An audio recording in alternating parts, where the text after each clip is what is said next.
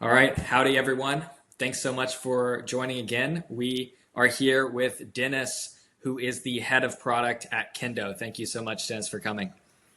Thrilled to be here. Thanks for having me.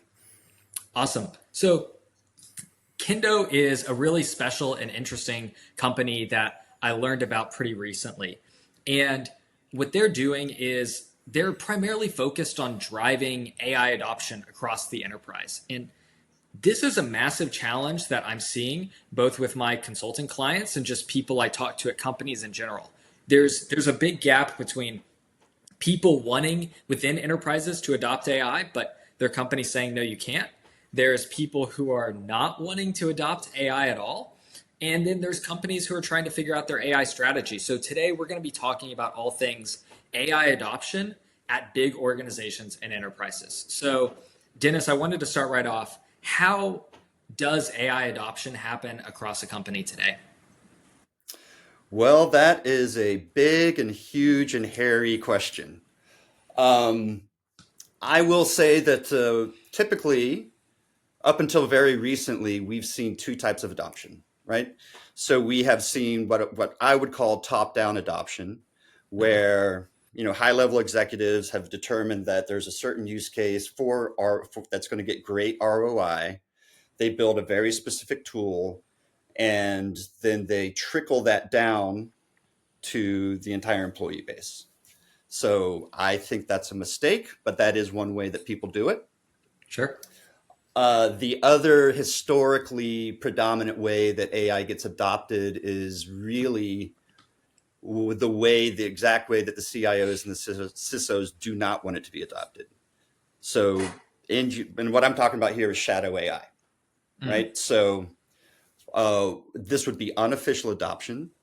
But what Hmm. ends up happening, because AI is so useful and it gives so much value to the individual end user, Hmm. once an end user self-discovers how AI can help them, then they're going to try anything that they can do to get their hands on a tool.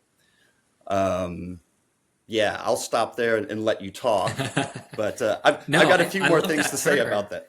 Yeah, I love the term shadow AI because it's very reminiscent of when ChatGPT came out just a bit over a year ago, and people were saying, all the kids are going to do their homework with this. That to me is what I think of when I think shadow AI.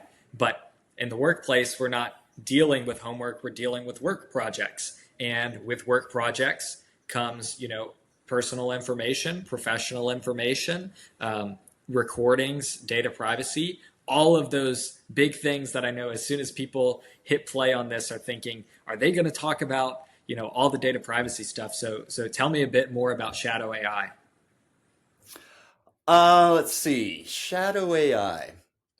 Again, the use cases are so beneficial to the end user Hmm. that they actually I'll give you a statistic that I read yesterday. Okay. So there's a survey that came out. I don't know. I'm going to get this wrong, but let's just say it was Gartner or something like that. Sure.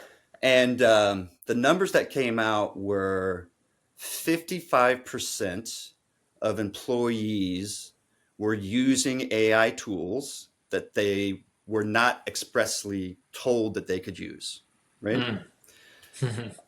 But even more concerning was somewhere around 40% of people who were in the survey admitted that they had explicitly used a tool that had been banned by their company. Wow. So And I those are heard this as terrifying. well. I've heard this from private conversations at some of the largest consulting companies in the nation, very recognizable brand names. Some of them have been saying, if you use AI, that's a fireable offense. And, Hmm. you know, kind of square that for me because, I had kind of a pithy comment. It's funny that a consulting company being paid for their intellect, is banned from using a tool that enhances their intellect. Hmm. Um, Hmm. that seems pretty counter to me, but I understand there's data concerns, there's privacy concerns, and it all needs to be handled in a proper and appropriate manner. But what are these use cases that are so compelling that because I honestly, before AI, I haven't heard of a lot of instances where employees are using, shadow products, bootleg Hmm. products to get their work done better. And to me, that really speaks to the power of the technology that we're working with right now. Is it's so good. Employees are paying for something on their own dime. Have you heard of that Right. before? Oh, Pretty cool. exactly. Exactly. So employees will go out and they will spend their own money in order to use whatever their tool of choice is. Hmm. Um, and because I'm a paranoid tin hat foil kind of guy, I also very much know that the really careful employees are using their home computers. Hmm. So they will take information from work. Hmm. Maybe it's in a thumb drive, maybe they send it in an email, whatever. They get it to their personal laptop, and then they will put that corporate data into whatever tool that they're using on their Well, personal computer so it's untrackable. wow. Yeah, and I think this is a good I, time to I know. introduce. By the way, I'm not suggesting any of that. Certainly not. We're certainly not. We're talking about, and I think that's why this conversation is so important right now, is we're talking about what we're seeing happen today.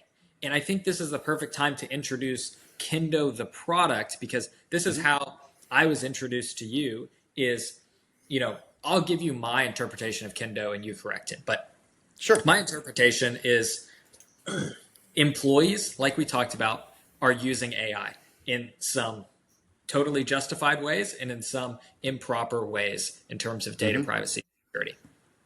Kindo comes in and allows companies to say, we want you to use AI to do Hmm. work better, to do it faster. But we're going to give you a safe playground that gives you all the tools and bells and whistles that you like using, Hmm. but it's in a safe manner. And that's going to allow us as an organization to adopt AI and become more productive and be safe at the same time. Exactly. Exactly. And just to give people a little bit of background, Kendo was founded by a longtime CIO, longtime CISO. Uh, Several years ago, he started to realize that, hey, this AI thing's going to hit. And he looked at it. He looked at it from his enterprise CIO perspective, and he's like, okay, every time this has happened, I've seen this movie a couple of times throughout my career. Mhm. Every time this new technology hits, and the let's just say the consumer, but the employee base starts clamoring for it, he was behind. He and his entire organization were behind the eight ball from a Mhm. security perspective, from a management perspective, and from an audit and logging and legal perspective. So the entire premise of Kendo is that we were built in order to be able to wrap our customer really is the CIO or the CISO, right? Okay. So people look at our product and they think that we're a productivity product, but that's just what the end users see. Mhm. Our customer, our target customer, is the CIO and the CISO of a mid to large enterprise. And so, Does how that? do you go about, I guess, adopting it and buying it? Can I, as an individual, come in because you said the target is the CIO? Can I just sign up for a solo Kendo account, or is it really more of an enterprise level decision, and then it gets passed down to the entire team? How does that typically Yep. work for you? Okay, so free advertisement here. Everybody can go to www.kindo.ai and anybody can sign up for a free account. Cool. So there'll be some limited usage. We do have a pro version we just introduced that gives you pay like $20 a month or something like that, and you get Mhm. increased credits. And tell me But about the our interface really quick. Tell me about the interface so people can understand the product, right? It's basically Sure, just like an enterprise version of ChatGPT, but with all sorts of models from all sorts of providers, right? Is that a sure, fair yeah, yeah, conversation? yeah. This is very very good point to get out. Thanks for bringing that up. Hmm. So we are AI model agnostic. We have been called the Gotcha. Switzerland. Yeah, we've been called the Switzerland of AI, right? We do not have a dog in the fight on which model is best. Matter of fact, we believe in a world where, and we're kind of in the minority on this right now, but Hmm. we believe in a world where corporations are going to have two, 3 dozen different smaller LLMs Mm. that have been trained to do specific job functions, right? So they'll have a Yeah. product management LLM, or it's even people are starting to call them SLMs, so small language models, Hmm. right? So I you're going to totally have an agree. I yeah, totally yeah, agree, good. and especially when you factor in fine tuning, right? I've been working with a fine tuning provider. If you consider those smaller models, I mean, there's no reason not to consider it a different model because it's a different endpoint. And what's the Hmm. difference? Hmm. Hmm. When we're able to put fine tuned models into the hands of people and specialized models, multi shot models with better prompts, I think it's the productivity is just going to be unbelievable because it's going to change reliability of these models. Yep. Yeah, exactly. And again, thanks for reminding me of that. Because imagine a world where you have a sales professional small language model that Hmm. you run some stuff through. You have a customer service representative, a CSR model, and Hmm. so you've got all the emails and all the discussions and all the videos over here, and the sales LLM, right, is Hmm. looking at that, does something with it, produces output. You have your CSR LLM model that's looking at all let's just say Salesforce or Zendesk, whatever it is you got, looking at all Hmm. that data specifically from the perspective of a customer service rep. You Hmm. marry those together, and then you bring in your product management SLM to then say, okay, based on all of this information, I need to do X, and it's going to take this long. And oh, by the way, I'm going to create some Jira epics to pass off to the dev team. So we see that world coming. We think that that's the world. So we built the product so that you can use any LLM that you want. Sorry, any AI model that you want. Sure. Old habits die hard. Uh, so you can use any AI model you want in any step of the process that you want, integrated with whatever data you want to integrate it with, in order to link together these very, very powerful LLMs in order to Mm. do some incredibly complex things. The way people are using AI today, though impressive, they're usually one or two shot things, Mm. right? Or at least Yep. that's what we're seeing. We think that will rapidly change as the workforce begins to truly understand what's possible, and then those, not just the company, but the end users are going to be able to want to do these things. Well, I think that's a great point because I I spoke recently in San Francisco on this exact topic, and people were asking me questions about it. But um, you know, what makes a model agnostic provider so special in my mind is being able to chain together agents or agentic workflows, whatever you want to call them, from different model providers. So you're Hmm. not just locked in to all the open AI models just because the most difficult part of that workflow has to be an open AI model. You Hmm. could Hmm. take GPT-4, the original, super powerful, and then link that to Gemini Flash, a super powerful but way cheaper model. Link that to Sonnet 3.5, a lot of people's favorite model today, and when you start chaining those things together and using the right model for each step in the Hmm. workflow, that Hmm. is going to be a massive unlock, not only for performance reliability, but for cost, right? Exactly. Exactly. Each of Yeah. these So models has such a different, cost basis where something like Claude Opus might be 10, 20, 50 times more expensive as something like GPT-4o Mini. How are y'all hmm. thinking about that? Yep. Oh, we definitely see that, and we're actually huge believers. Again, I'll just reiterate it. We're huge believers in use the smaller models Mm-hmm. that are good at the things that you want them to do. Mm-hmm. Do not, let's see, what's the right word here? do not do not become overly dependent on these huge models that Mm. purport to do everything, for two reasons. One, capability, right? If you're Sure. everything to everyone, then you're nothing to anyone. Mm.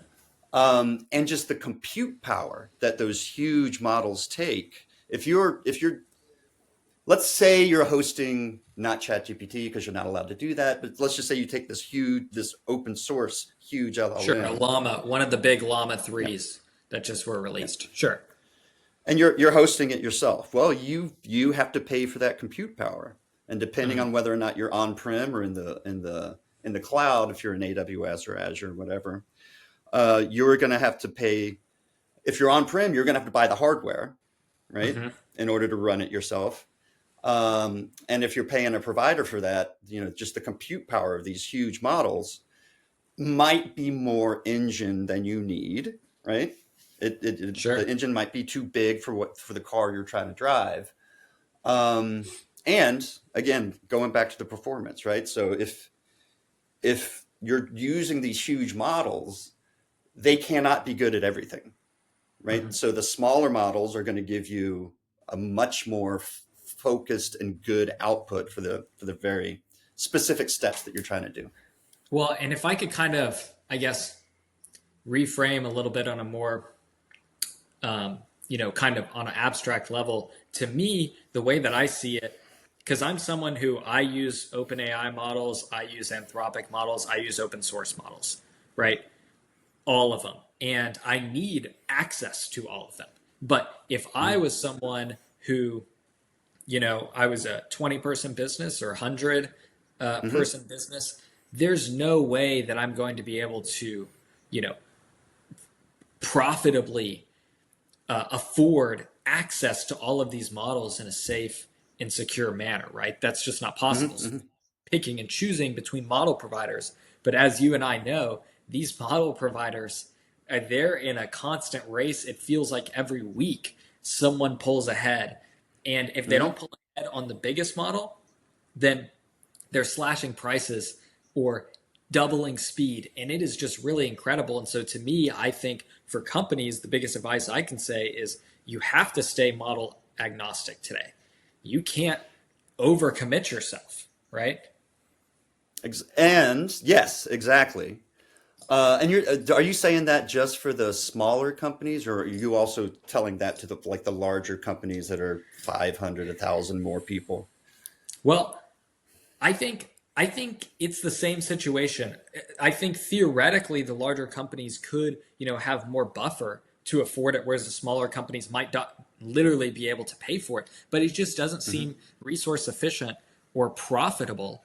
And once again, like I said, it's locking you in the first inning and a half of the ball game. Right. We What are, are we we doing? are in the You know? very, very, very early innings of a very, very long ball game, right? So Exactly. And we, so we call when that. when we're on the S curve and we're up here with models and we're right here and you're locking in on infrastructure, that to me seems absolutely crazy, Right. You right? should remain as versatile as possible. You're doing a great sales job for us. Well, that's why we wanted to connect and talk because it just makes so much sense. And for me, a security, I get questions about security all the time. And so being able to hand those questions off to real security people who have 20, 30 years of experience and are able to deliver the models that I need to my clients and customers, Hmm. but in a safe and secure way, that makes sense. And I Hmm. think that kind of leads me into my next kind of area. You've talked a little bit about AI centers of excellence. And I've heard Hmm. some stuff about that online, but I'm not as familiar with the concept. Walk me through that a little bit. Sure. So we're just starting to see this happen with our customer base. Um, One of the major concerns that executives have about I mean, besides the security stuff and besides the capabilities and all of that, is the need to quickly get their people trained up on how to use AI, right? Hmm. Because there's just not enough there's just not enough knowledge out there Hmm. in the world today. That will not be true in 3 to 5 years, Sure. but that is true today. So what we're seeing a few of our customers do who have this resource, let's say they've bought an enterprise an enterprise plan. We've got it all hooked up for them. And Hmm. by the way, this we don't do this, right? Hmm. This is something that the client does. So they've got 1,000, 2,000 users. Um, there's no way that they can get those people trained up. However, they do have probably 5 or 10 employees already existing who know how to write prompts and are excited about AI. Hmm. And so what they're doing, not everybody, but we're starting to see this, is they're setting up, they take those 5, 10 employees, they set up the center of excellence where Hmm. basically every employee who wants AI to do something for them, but they don't know how to get it to do it, it's like a help desk ticket, right? They'll Hmm. send in a request. One of these COE peoples grabs it, writes the 4 or 5 step prompts, selects the right models, and now they've created an agent that does what that other employee wants, and then in Kindo anyway, they can Hmm. share that agent to whatever employee they need to share it to. Does that sort of make sense? Yeah. So, I mean, kind of just to summarize it a little bit, really big companies are able to hand select, internal candidates and to prompt engineer to kind of help cross functionally. But is that, those employees who are the specialists, is that their full time job or is that just something they do in addition to their current role in your That experience? in the larger companies, we've seen that become their full-time role. Interesting. Now, so yeah, I mean, we don't really deal with these people, Hmm. these companies as deeply. I mean, Hmm. we have an entire the entire spectrum. Hmm. Um, so we have different price tiers where different more usage and less usage over here, and you got teams over here. We Hmm. do focus and spend most of our time on the large enterprises. Gotcha. However, if you are a 30-person company Hmm. and you want to be able to use AI and you're concerned about training up your workforce, you could set up the same sort of process, right? You could choose Sure. one person who is extremely excited, or bring in a consultant, right? Hmm. Um, and in a very affordable way, you could get AI into the hand, use that same concept and get Hmm. AI into the hands of your entire employee base. I'm going to do a little bit of a pitch here, but you've read and if anybody who's watching this, right, is already interested in AI and has probably bought into it. So this isn't going to be new for 100%. them either. Sure. But if you can immediately get 20 15 to 20% productivity Mm. improvement from every one of your employees, then it's a no-brainer to basically set somebody aside, spend the money, right? Set somebody Hmm. aside who's going to be able to be that let's call him the COE, but Hmm. and that and Yeah. that is their job. It makes sense. It makes total Well, sense. I think that makes total sense in my experience because I've been doing AI workshops, kind of a similar type of thing, onboardings, trainings, driving adoption, that sort of stuff. But what I'm most curious about is how many people have really credible deep AI knowledge in all these companies. And what I'm seeing is some companies have some people that they can pull internal, right?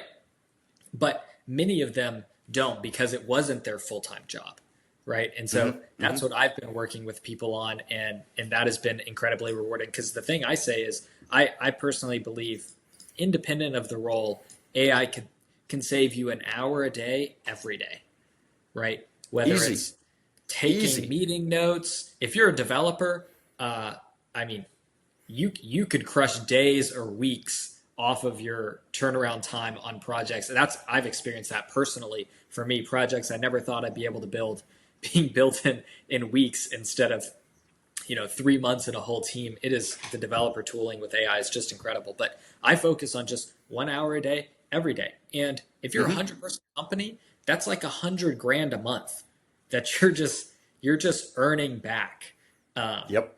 But the special part of that is not just, the practical math of 100 grand a month. It's that it's compounding. It's not like they save an hour and then 2 weeks from now, they're not saving that hour. 2 weeks from now, they're adding another AI, time saving thing. And that to me is why I think it's important for companies to start adopting AI now is this is multiple layers of compounding. It's compounding on time savings starting today. It's compounding on who can do what in expanding what each member of your team can do from a skill set perspective, right? But then, maybe more importantly than the previous two, is the AI models themselves, the performance is compounding up and the cost is compounding down. I've never seen anything like this in my career. And that's why I think driving the adoption is so important right now. We're at such a special moment. Yeah, I'm going to add on to that. You're absolutely right. Absolutely right about the compounding effects. Um, the companies that I think are doing it right, Yes, let's because talk about I mean, this. yeah. So you and I are, we've spent some time in AI, right? And so we Sure. know it. But one thing that I has become very clear to me over the past 2 years is I cannot possibly think of all of the potential use cases. I Hmm. just can't because I don't know project management as well as somebody does. I don't know accounting, right? I don't know Sure. logistics. I don't know human resources, right? So the beautiful thing about AI is it is the first technology that I've seen that really is an individual assistant to that single employee who's using it. Hmm. So in my opinion, the companies that are adopting AI right, they're not they're not doing a top-down approach. What they're doing is in a secure way that keeps them safe with www.kindo.ai. What they're doing is they're saying, okay, we want you to use AI. We have no idea what you're going to use it for, but we want you to use it. And they give it to, let's say, 150 people, right? Those 150 people are going to start using it in the way that they want that individual wants to use it, right? Hmm. And so it's immediate, the the benefits. And the other thing that I want to bring up is I've seen people come up with stuff, non-technical people, so once they understand AI or Hmm. at least how to prompt, right? I've seen them come up with some amazing things. Can I give you an example? Yes, please. Yeah. So the thing that blew my mind the most, I was dealing with a person who's not technical at all and was using Kendo, and this person hated building PowerPoints, just absolutely despised it, Hmm. right? So what this person did is, they basically said, okay, this is what I want to talk about. Um, I want it to be a 15 slide deck, blah, blah, blah. And had, I don't know, it was either, let's just say it was Claude or Llama, right? Hmm. So the content in one step got created, and that person then tweaked that a little bit. And then in the next step, this person switched to a coding specific Yeah. LLM called Sure. White Rabbit. It's White Rabbit Neo, right? So Hmm. so that person then put that into said, okay, here's the content. Give me VBA code that I can then put into PowerPoint and have the PowerPoint automatically created. Wow. Blew my mind, right? So I asked him. I said, okay, how did you figure that? Well, one, cool. How did you figure that out? And their response was, I asked AI how to do it. Like, it's like, this is what I want to do. Yeah. Yeah, just tell me what to do. I And think that's such a great example because to me, the successful integrations of AI are taking your own personal knowledge or subject matter knowledge and combining that with AI. but you also have to wrap your own creativity to kind of manipulate the tools today. Because it sounds like first they started off with an idea, right? And you have to have a good idea. That idea was, I've got a problem. I don't want to make PowerPoints. I think AI can generate PowerPoints, right? That alone, just the belief that AI could do it for you, actually puts them pretty far ahead on the adoption curve. AI can actually do so much more than so many people think. But then going and helping AI, I teach people this all the time. If you have a problem, ask AI to teach you how to solve it. So I don't even know, maybe the person didn't even know what VBA is. If you're not familiar with VBA, it's basically like an automated code or scripting language for the Microsoft suite of products, right? So you write VBA code and then it makes things happen in Excel, in PowerPoint, whatever, programmatically. So I bet that person probably didn't even know what VBA was. Once again, not No knowing clue. the capability of code. And then was able to generate an entire PowerPoint, which the program wrote for it. I mean, that's an incredible story, and that's one person, one time. How many hours that save? 3, 5, 10 hours, depending on how important that PowerPoint was, easily. But what did it also teach them? When I It need taught them how to use PowerPoints AI. Yeah. made in the future, not just how to use AI, but also how to make PowerPoints. Once again, it's like double compounding. That's an incredible example. I think that's really special, right? Yeah. Yeah. I was, again, blown away. This person had no idea, that never written code in their life. And that's the thing that I found, just personally in working with people, is there can be a fear with working with code, and I totally understand that. But what happens is you have a goal, you try to do something one time, and you need code to do something for you. And now with AI as kind of your pair programmer, as your assistant, it will walk you through those steps. And if you have troubleshooting issues, if you get error codes, you can copy and paste the error code and send it back to the AI, and it's going to tell you the next steps. You keep doing that, and eventually you're going to get a full program.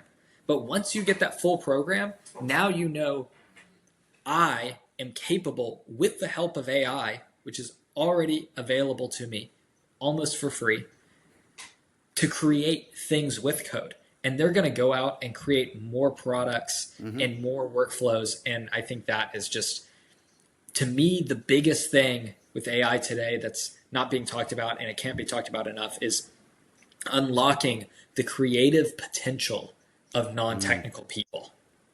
And that example that you gave is just a perfect example. Great. Great. Yeah. And you're actually, as you're talking, you're bringing up a point that, that the discussions that we have with our clients.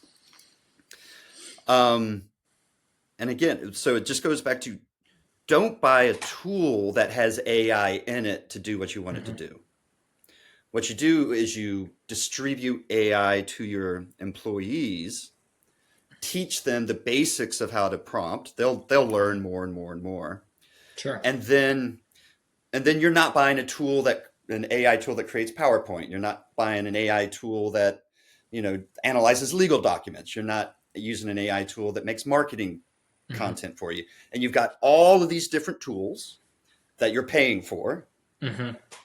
CFOs love this, by the way, when I talk to them about it. Yeah. They're like, wait, I can totally reduce my spend? Yes, you can totally reduce your spend. Yeah, so just give the people AI, democratize AI. Yes. Well, and it's funny, when you're interacting with the raw models itself, it's not that expensive on just a per chat basis. It's usually pretty cheap. Even using some of the top models, conversations will cost me, I don't know, from anywhere from fractions of a penny to like 10 cents, right? But the value I'm getting is tremendous out of it. When you're first bringing Kindo and AI to a company, how are you talking to people about experimentation, right? Because that's what you talked about. Teach them a little bit about prompts, teach them loosely about the models. But what have you seen really good companies do that makes driving AI adoption across the entire enterprise successful, in your opinion? Yeah, so that is still a tough one. that is still a tough one for a large company to do. What we have seen being successful is, well, for the, for some smaller orgs, we will go in, and just because you're an enterprise client, we'll give you what we call a free hackathon, right?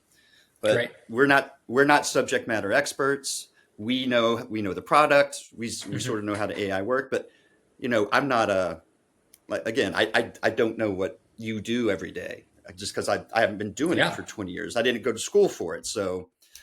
Um, so we do that, but what we've seen companies be larger companies anyway, be successful with, is they will go to a third party, somebody maybe like yourself who knows Sure. AI, and then, it was interesting. I was having a conversation this morning, and then lean on somebody like you Hmm. to spread AI knowledge, the base AI knowledge Hmm. out to their workforce. So just today, I had the conversation where there was a very very large company, interestingly a technology company, and they want to use Kendo, but they were sort of concerned about the price, right? And Sure. they were like, it was less about the price. It was just like, okay, we want this. We just don't know. Do we want it today, or do we want it in a year from now? That's a good question. And my response was, hey, listen, what you're really doing, yeah, you're giving everybody AI and you're giving it to them in a secure way. But, you shouldn't look at it as you're buying a tool. You are, but really what you're doing is you're investing in your workforce, right? So you invest in your workforce, you upskill them in AI in some way, right? And that's probably through a third party, Hmm. or if they're going to go out and hire people. But you're giving them the tool that you already want, and it's an investment in the workforce, right? Don't think of it as a technology buy. It's an investment in your workforce. Well, and just like any investment, it takes time to ROI, right? And it takes time to drive that adoption. That's interesting that you're saying so many people are looking to third parties because, I generally agree. And that's why I brought it up earlier. People are, it's rare for someone to be a great subject matter expert in a functional department and to be completely up to date on all these AI models. That has to be a true outside of work passion. And Hmm. even I've seen a lot across the tech sector is a lot of tech people or developers who tried AI models just a year ago or 6 or 9 months ago. Well, what those models could do back then, we don't remember. We've got short memories. Those models couldn't do anything compared to the models just 3 months ago. And so that's why I think it's so critical, to bring someone in to really drive the adoption who's up on the latest models, who can truly give you, impartial information that's once again provider agnostic. Because if tomorrow OpenAI comes out with the next biggest, baddest model, then you need to be able to jump on that, right? And the Hmm. same for Google or Meta or open source or whoever, you need to be able to leverage that and take advantage of it. And what I've found personally is the benchmarks available, the publicly available benchmarks they're directionally correct, but you need to figure it out for your specific company, for your specific use case. Because Exactly. which model works, you can't just go to the biggest model and say, this is great. And if it doesn't work, then it's not going to work wherever. The biggest model at OpenAI might might not do something that the smallest model from Google does. I mean, I know Exactly. that to be a fact because the biggest model from OpenAI has, a context window. I think that's 1/10 the size of Google's Gemini Flash. And so you can put whole books into Gemini Flash. You can't do that with OpenAI. Um, so you really have to have a really strong subject matter understanding. But the other thing is you have to be able to convey that to technical and non-technical people alike. Because there's a lot of people who are, you know, to me, it's so much like early days Google. First, people were writing full sentences into Google. right? And then Mm. they were just writing keywords, and then now they're somewhere in between. Um, and how we start to learn and understand, and we're able to manipulate the responses that the AI gives us to make them more in line with what we want. That's a real skill set and a real mental shift and brain change and attitude change. Um, Well, and my understanding is you've been involved in the space for 8, 9, 10 years, right? So yeah, you yeah. you So ha- it's you been changed you a have lot. that knowledge. Yeah. Yeah, it's You been have really that knowledge, you special. have that capability. It's been really special to see how the models have changed and what we've been capable of, and then also multimodal, because my start was in voice AI specifically, which now it's full circle coming back. Everyone's interested in voice, and I think voice is really powerful as a modality, because when you're chatting with an AI model and you're typing, you're thinking faster than you're typing for almost everyone. But if you're talking like you and I are in this conversation, if you learn how to prompt with your voice, you can have these conversations so fast, and it Hmm. can get sometimes clearer insight to what you're truly trying to convey, right? So, anyways, I really appreciate the conversation and the time, Dennis. It's been fantastic. I think everyone is going to learn a lot about driving AI adoption in a safe way. And if you're interested, definitely go visit Kindo.ai. They're a great platform for driving AI adoption and getting all the models in to the hands of your entire team. Any last thoughts, Dennis? I just want to thank you for the conversation. I appreciate the time, and I think you're doing great work, man. Awesome. Likewise. Thank you so much, Dennis. Appreciate it. All right. Thanks. Bye now. Bye bye.